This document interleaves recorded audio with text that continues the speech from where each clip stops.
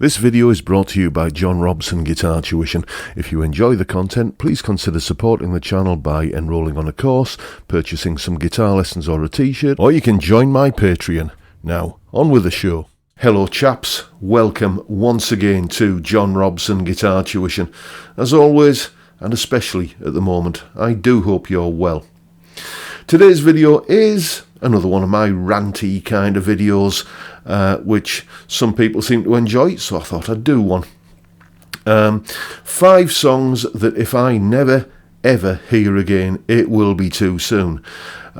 These are all songs by bands and artists that I genuinely hold in high regard, but no band or no artist has a 100% bullseye hit rate, and occasionally they will release the odd weak song, let's say the odd stinker, and in some cases it's these songs that for whatever reason popular culture elevates to somewhat mythical status and celebrates these as being amongst the best output by that particular band or artist. And in all of these cases, that's true. And what we've got in a few cases are songs that were never particularly strong in the first place, but then have just been played to death, overkill over the years. And I wonder what your thoughts on these 5 songs are. So let's get cracking with the first one. Imagine by John Lennon. Okay then, now let me get this out of the way before we go any further. I am a huge Beatles fan, okay? I'm not the sort of geeky Beatles nerdy sort of fan who can tell you exactly what was different about the Japanese release of Please Please Me because of the different artwork on the cover of the single and what was on the B-side and all of that kind of guff. I know there are some people out there like the real Beatles geeks who can tell you chapter and verse about all that sort of thing. I'm not one of them, but I am a big fan of their music, and you know the impact that they had on popular music is phenomenal, and you know it can't be denied. So, massive Beatles fan, but I don't like this John Lennon song, and I'm about to explain why. Let's look at the verse that begins, "Imagine there's no countries." Okay, John, so you're calling for the abolition of a nation state then, are you, as a concept? Right, well, presumably that means no form of government. Well, in that case, who provides the infrastructure that only a government can provide? I'm talking about rule of law. I'm talking about, a road network. I'm talking about maybe, certainly in the UK, healthcare, fire brigade, defence, all of that sort of stuff. Who provides all of that kind of thing? Who provides protection of property rights? You leave your house to go to the shops or whatever, and you come back and somebody else has moved into your house and they say, "This is my house now, what are you going to do about it?" Well, I'll call the police. Oh, hang on, there is no police because we've abolished the government along with the nation state. Then we get the whole kind of argument that, oh yes, well, if you abolish all forms of authority, then everybody will just be nice to each other. Okay, yeah. Read the history books. You'll see how flawed that argument is. So then what? Do you have one, if you're going to think, well, okay, let's abolish the nation state, but let's keep government, let's have one global government, which by its very definition will be distant, remote, probably undemocratic, and certainly unaccountable at a local level.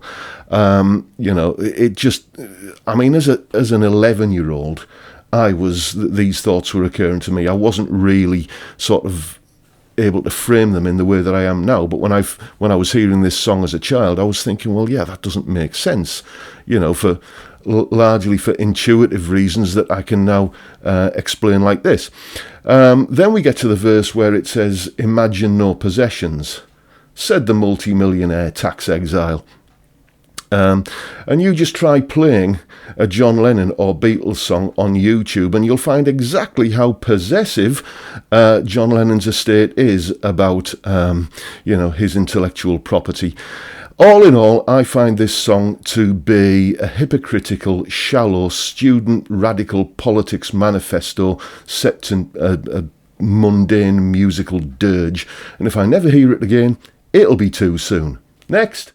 Walk of Life by Dire Straits. Yes, indeed. Once again, I am a massive Dire Straits fan, and I know it's never been cool to like Dire Straits, and, well, my theory is it's because of songs like this. I just don't like the song. I didn't like it that much when I first heard it, but it's been played and played and played and played to death over the years. That entire album, Brothers in Arms, apart from the title track, which I do have a soft spot for. I think it's probably up there with the best stuff they ever recorded. But the rest of the album, there's just too much of that sort of cheesy sounding Depeche Mode, Human League kind of synthy sort of stuff going on the album, and I just don't think the songs are particularly strong. I mean, I could as easily have picked So Far Away with the opening track from that album to be on this list, but that one has the good grace not to have been absolutely played 1,000,000 times or more, on every radio station's playlist in the intervening years. Walk of Life, for me, it's like, you compare it to a song like Telegraph Road, which is like an epic movie in a 15-minute song, but you're not conscious of the song being that long because you're so drawn into the narrative that Mark Knopfler is giving you. Same with a song like Sultans of Swing. He's got something to say on that song. He's telling a story.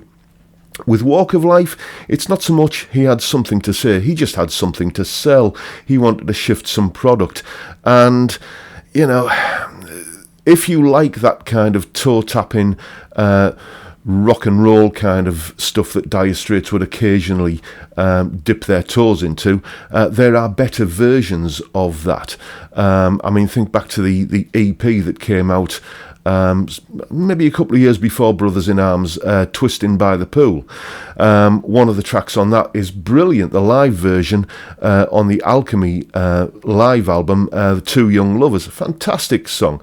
It's telling a story, but Walk of Life, I've just heard it too many times and it wasn't particularly strong to begin with. I love Dire Straits, but this one, if I never hear it again, it'll be too soon. Next. Wonderwall by Oasis. Okay then, Wonderwall. Now, like all of the artists and bands I'm talking about today, I love Oasis, especially the first two albums. They are full of what I would consider to be some of the high points, the musical gems of the 1990s. I love the mix of that kind of snarling, curled lip, punk attitude, but with a strong sense of melody and songwriting.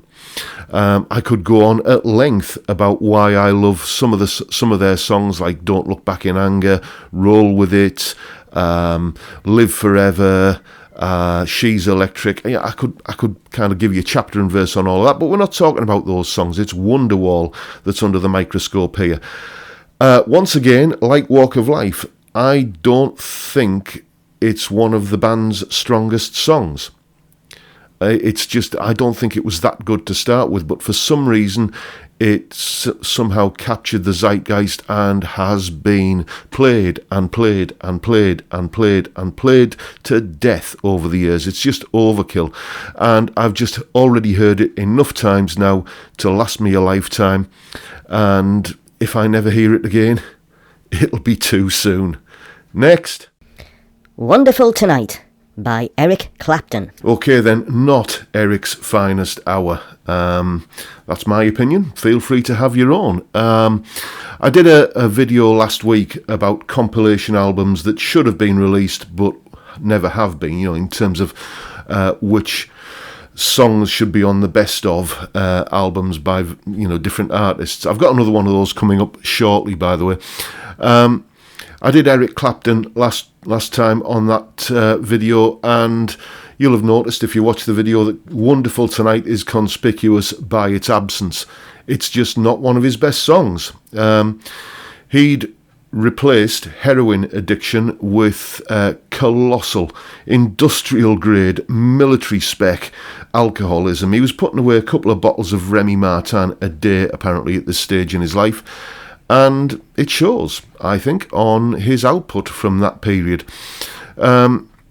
This is a love song to his then wife, Pattie Boyd, who had previously been married to George Harrison, and there was a bit of a love triangle going on there, and he'd previously written Layla about Pattie, and then once they were married, he wrote this song as sort of a love letter to her, basically, and it manages a curious thing, for me anyway. It manages to be a love song that's completely devoid of romance or any form of passion, really. It's just a turgid, moribund dirge, really. It sounds to me exactly like what it is. It's a drunk going, "I love you, pet, I really do."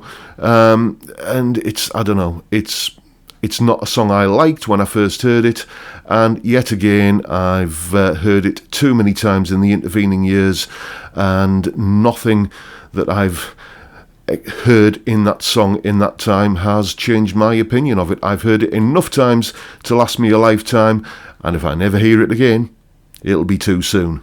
Next. Hi-Ho Silver Lining by Jeff Beck.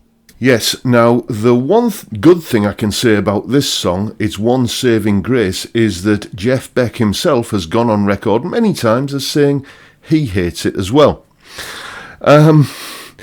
It's just, it's a little bit like saying, yes, I like Mozart. I love Twinkle Twinkle Little Star, because, yes, he did write that, by the way. Just obscure trivia fact for you. Yeah, it's just not representative of what Jeff is as a musician. It was recorded at the behest of Mickey Most, who was, I guess, kind of the 70s equivalent of a Simon Cowell kind of figure, kind of a music business Svengali kind of guy. It's just such a sad state of affairs that so many people, if they've heard of Jeff Beck, know about him because of this one song. I used to have a mate who was into a band called the Straits, a bit of a sort of folky prog rock band from the 70s, and they had just this novelty hit called Part of the Union, which came out in about 73, which was, again, it was just like some silly little pop song, and if anybody's heard of the Straits, they know about them because of that song. And if anybody knows about, if somebody who isn't a massive guitar geek like I am knows about Jeff Beck, they know about him presumably because of Hi-Ho Silver Lining. It's just an awful, silly little teeny bopper, throwaway, disposable pop kind of thing. And that is another thing in its favour. It's disposable pop. So can we please just dispose of it? I've heard it too many times, like all of the other songs on this list. I've heard it too many times now to ever need to hear it again. So if I never hear it again, it'll be too soon. And there you have it. Those are my 5 songs that if I never hear them again, it will be too soon. Please feel free to lambast me in the comments section about these opinions. They are only my opinions, and I invite you to share your own. Either reasons why you love these songs, or some of them, or what are your 5 songs that you've just heard enough times to last you a lifetime. Let me know.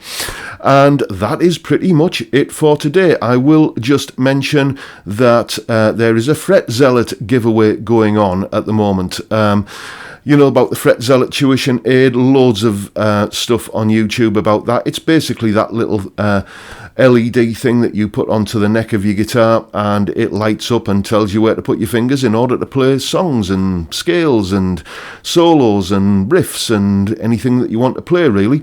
One of my courses, Play Lead Guitar the Easy Way, is available on the Fret Zealot app. Well, in fact, 2 of my courses are Play Lead Guitar the Easy Way and Making the Modes Easy. Both of those courses are available on the Fret Zealot app, and to celebrate that, we're doing a bit of a giveaway.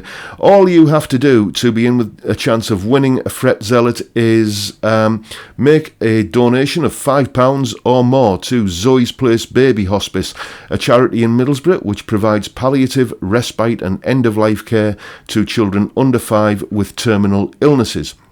Make a donation to them, link is in the description, and send your entries, send basically a screenshot rather of your donation, your receipt or whatever. Send it to me, jrguitartuition@gmail.com. You can see that on the screen there, and once again that's in the description box below, and you will be entered into the prize draw, which I will be choosing a winner at random on the 7th of May and announcing the winner then.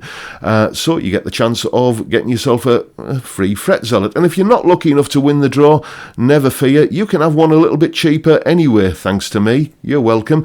All you got to do is buy one using the link in the description, using the discount code you can see on screen, and you get a little bit of money knocked off. So what's not to like about that? So that's pretty much it for today, folks. I hope you've enjoyed the video. Oh, don't forget, 5 p.m. UK time tomorrow, Friday the 3rd, is it? Whatever, this Friday anyway, of April. The lockdown lock-in, a live stream. We're going to have a beer, we're going to have a chat, we're going to have a laugh. It'll be fun. It was last week, so join me for a bit of a natter tomorrow evening at 5 p.m. UK time. And that is it for today. If you've enjoyed the video, please hit the subscribe button and the notification bell if you haven't already done so, and why not leave me a like while you're at it. If you want to support the channel, all the links to merch store, Patreon, etc., they're all in the description as well. And that is it for today, folks. Thank you for your time. Thank you so much for watching, and I look forward to seeing you again tomorrow. Bye for now, folks.